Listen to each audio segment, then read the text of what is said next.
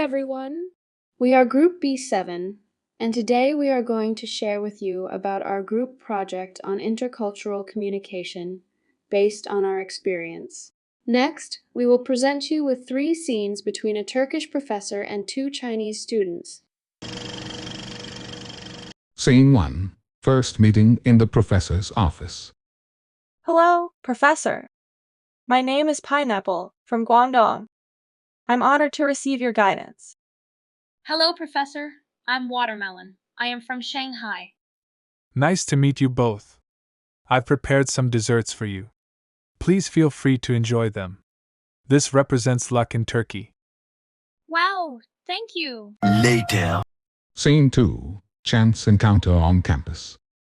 That's Professor Ahmed, isn't it? Shall we ask for his WhatsApp ID? That way, we can consult with him if we encounter any problems with our papers. I think that's a good idea. Hi, Professor Ahmed. Hi. Professor Ahmed, could we add your WhatsApp or some other social media? We might have questions while writing our papers and would like to consult with you. You can send me an email with any questions you have from Monday to Friday, and I will respond during working hours. Okay.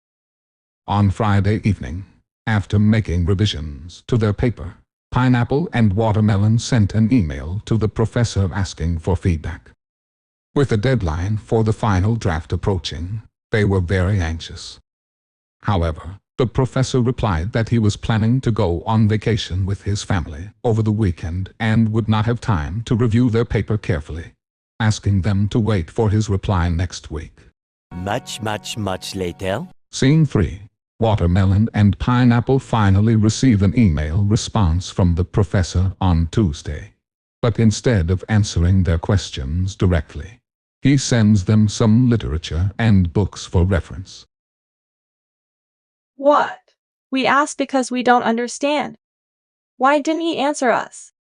Does he just not want to take the time to help us?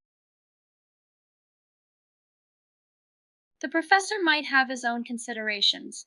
Let's look at the materials he sent us first.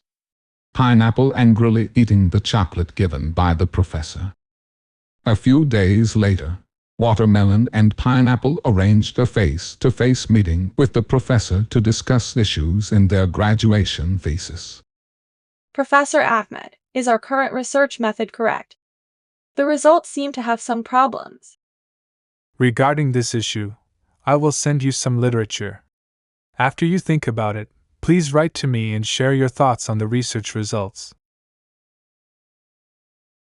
But why can't you just tell me directly? That would make us more efficient. We're in a hurry to submit the final draft and we're really hoping for a quick response last week. The process of learning is about exploration. I believe you have the ability to find the answers yourselves. Besides, I've been marking various assignments all month, and last weekend was a rare opportunity for me to rest. Such rest time cannot be taken up. 1 week later, Watermelon and Pineapple finally solved the problems in their paper and felt a great sense of achievement. They also realized that during this time, while completing their graduation thesis smoothly, they had expanded their horizons and learned to respect and understand cultural differences. This cross-cultural communication and cooperation had been very valuable to them. Through these experiences, we have deeply felt the importance of intercultural communication. Moving forward, we wish to share with you an analysis of our gains and insights, which we will explore from 2 perspectives: conflict analysis and future strategies.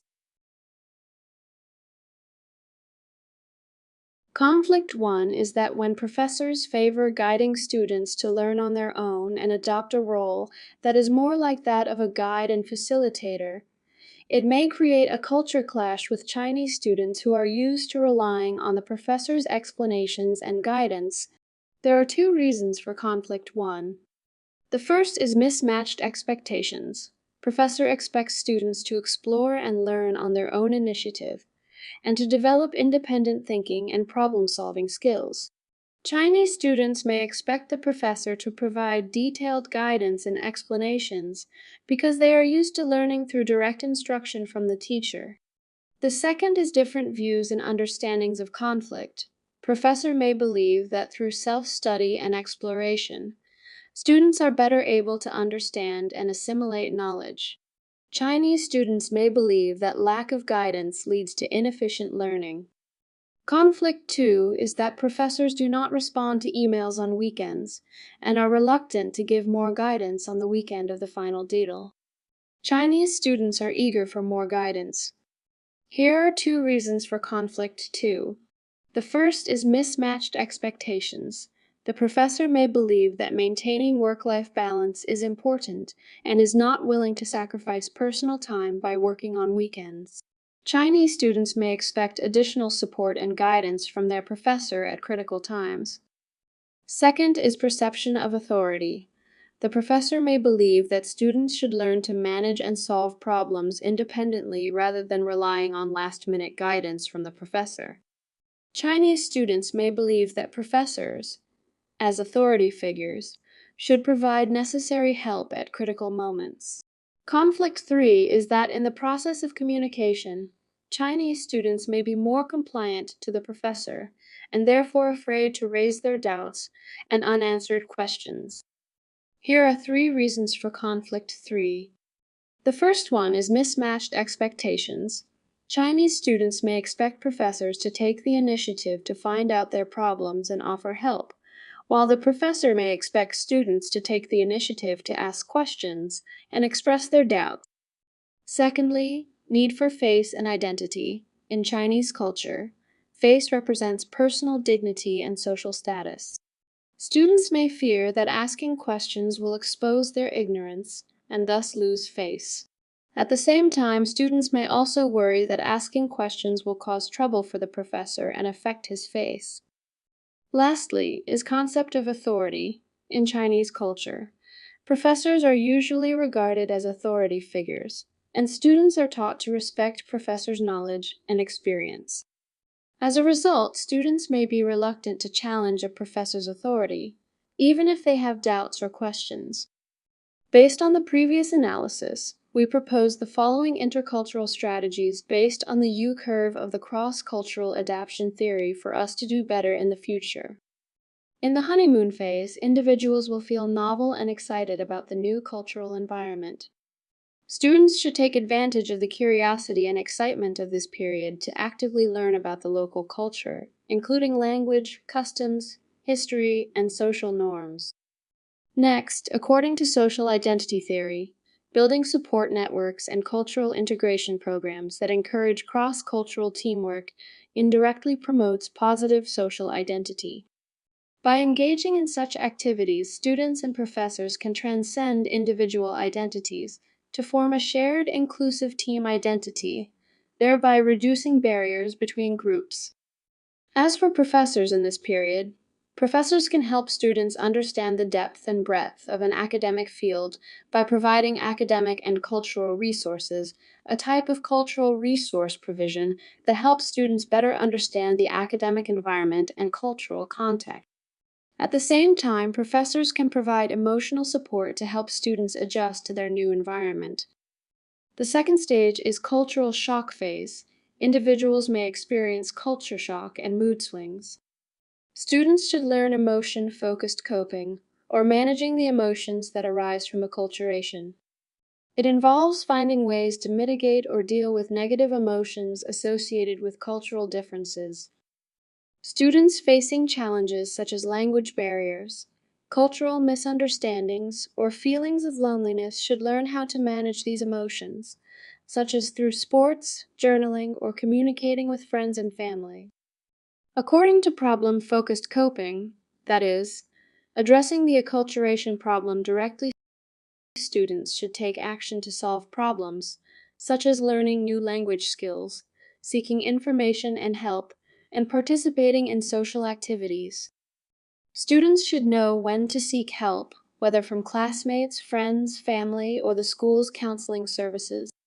This helps them get the support in the face of challenges. In this phrase, professors can help students learn to think independently and analyze critically by adopting an educational strategy that guides rather than informs. They can provide support and resources to help students overcome frustrations and difficulties. In the same time, professors should understand and respect the cultural backgrounds and values of their students, which contributes to a good teacher-student relationship and facilitates student adjustment and growth.